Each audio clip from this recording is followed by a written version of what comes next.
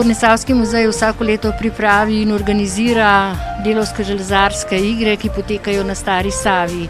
Letos jih je premotilo slabo vreme, zato so igre potekale v kasarni, v dvorani Kolparan in pa v Gornjesavskem muzeju.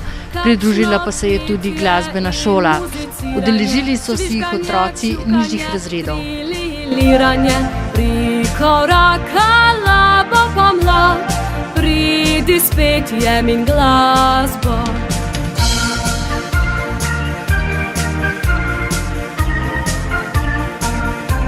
V Gornjesavskem muzeju si vsako leto prizadevate, da obujete spomine na delavske železarske igre na Stari Savi. Kako letos potekajo? Ja, tako kot običajno gostimo pretežno učence drugih razredov jeseniških in okoliških osnovnih šol z namenom, da jim predstavimo ponudbo Stare Save. Če si v glasbeni šoli ogledujejo in spoznavajo pouk glasbene šole, ki ga nudi glasbena šola Jesenice, si v muzeju prizadevamo in tudi želimo predstaviti tako železarske kot delavske igre. Namreč mladim bi radi približali način življenja nekoč tukaj na Jesenicah v železarski Stari Savi, ki je odražala povezanost, sodelovanje in pa nenazadnje tudi aktivno udeleževanje, aktivno pomoč pri domačih hišnih opravilih. Torej spoznajo, kako so živeli nekoč v delavskih družinah, v kasarni in seveda naše železarske igre se pa vežajo na stalno ponudbo železarskega muzeja, ki jo pripravljamo zaposleni našim obiskovalcem. Torej letošnje ste pripravili v dvorani Kolparan, v kasarni in v Gornjesavskem muzeju, tako rekoč neka tržnica. Ja, zaradi vremena običajno smo odzunaj na našem trgu, ker je tudi prostor Stare Save ponujal prav krasno igrišče za mlajše obiskovalce oziroma takrat otroke in pa starejše, prostor druženja. Zaradi vremena pa letos predstavljamo prireditve v Železarskem muzeju v Ruardovi graščini, v delavski kasarni in pa v nekdanjem skladišču oglja v Kolparnu, kjer se naši obiskovalci preizkušajo v številnih spretnostih, ki pa so seveda primerne tako za mlajše, kot pa za večje odrasle obiskovalce. No in kaj se bo dogajalo v tem prostoru, ki se nahajava? Zdajle bomo prebrali semena, sortirali bomo žita. Namreč včasih se je družina predvsem v zimskem času zbrala za skupno mizo v kuhinji, kamor so stresli pehar različnega žita, pomešanega s plevelom ali pa tudi ne. In potrebno ga je bilo sortirati oziroma prebrati. Spoznali bomo ječmen, pšenico, ajdo, koruzo, fižol, bob, stročnice oziroma žita, ki jih danes vseh v resnici mlajši obiskovalci sami samostojno še ne prepoznajo. Bo pa priložnost, da bomo to storili skupaj in tako ugotovili, zakaj so ajdovi žganci črni, kaj je ječmen, kako nastane bela kava, kaj je ričet, kaj dobimo z koruze, boba, fižola in tako naprej.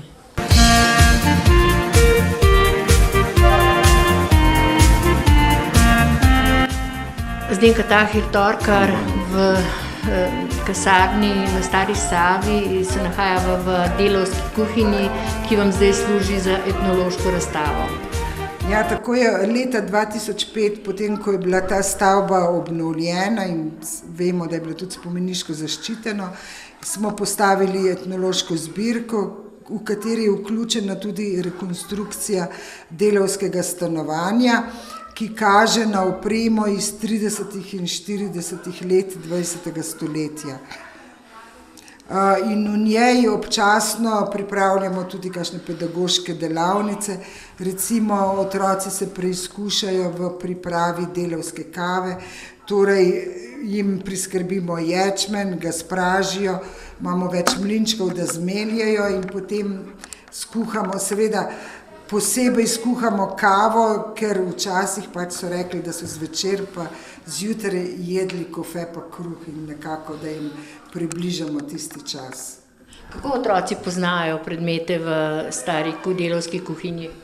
Seveda danes ste videli, da imamo v kuhinji, vmes smo namestili tudi nove predmete, da otroci lahko ločijo staro od novega.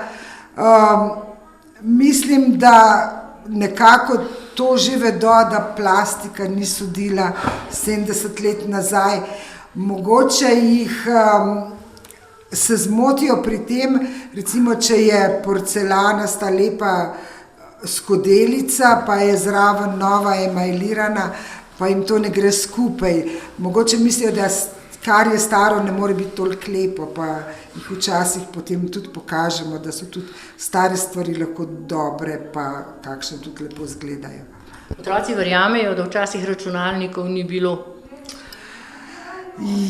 Ja, zgleda, da mogoče res šele v muzeju to vidijo, tudi star radio že skoraj za televizijo zamenjajo, ampak ja, mislim, da je to kar čist drug čas, čist drugačno življenje. Že ko pridejo, ker imamo naprej tudi muzejsko opremljeno spalnico in ko vidijo, da je včasih 7 otrok moralo spati v enem prostoru, se tudi nekako težje znajdejo. Zdaj, jaz jih vprašam, kaj pomeni, a so se imeli bolj radi, če so se morali po zimi stiskati po 2-3 v posteli, tako da je različno. No, tudi povemo jim, kako so se zunaj bolj igrali, kako so vsi imeli za sosede, da so sosedam kar rekli, pa torkarjeva mama, pa gluharjeva mama, vse so bile mame, ker so bili bolj povezani, ker so jih bolj poznali. Tudi otroci, čeprav niso imeli svoje sobe ali računalnika, so pa imeli več iger na prostem, bolj so se med sabo najbrž po vsej verjetnosti znali razumeti. Ali vi v tej kasarni še zbirate predmete, ki bi jih lahko nekdo prinesel, katerih nimate tukaj, da bi jih lahko pokazali otrokom ali na delavnicah? Ja, mislim, da zmeraj smo hvaležni, če kdo pokliče v muzej, če kdo prinese kakšen predmet. Sej, če je mogoče tukaj že podoben, ga pa mogoče za kakšno občasno razstavo uporabimo. Seveda, gotovo je pa zmeraj še kaj, kar lahko dopolni to razstavo, mogoče kar jo malo prenovi, spremeni, tako da smo veseli vsakega novega predmeta, ki ga ljudje prinesejo v muzej. Kaj se je odvijalo v dvorani Kolperen, ko ste obujali spomine z otroki na železarske delavske igre? Ja, odvijale so se najbolj preljubljene igre iz naše preteklosti, ne bom rekel iz svoje mladosti, ampak iz mladosti mojih starih staršev in pa prastaršev.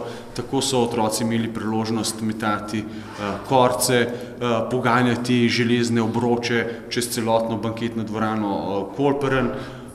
Imeli smo tudi rahlo modernizirane delavske igre, ko so otroci tekmovali z otroškimi vozički med ovirami. Praktično odvijale so se igre, kakršno so se jih igrali naši stari starši in pa praočetje. Kaj je bilo otrokom najbolj zanimivo? Otrokom je bilo najbolj zanimivo, lahko rečemo, ravno ta vrvež, ki so ga občutili ob pomanjkanju, lahko rečemo, modernih igral. Postavljeni so bili pred nov izziv, pred nove igrače, ki jih niso poznali in so se jih morali zopet naučiti na novo uporabljati, kajti nobena igrača v sklopu delavskih in pa železarskih iger ne deluje na električno energijo oziroma baterijo, tako da vse to so morali nekako ugotoviti sami, kako deluje in kako se tudi igra.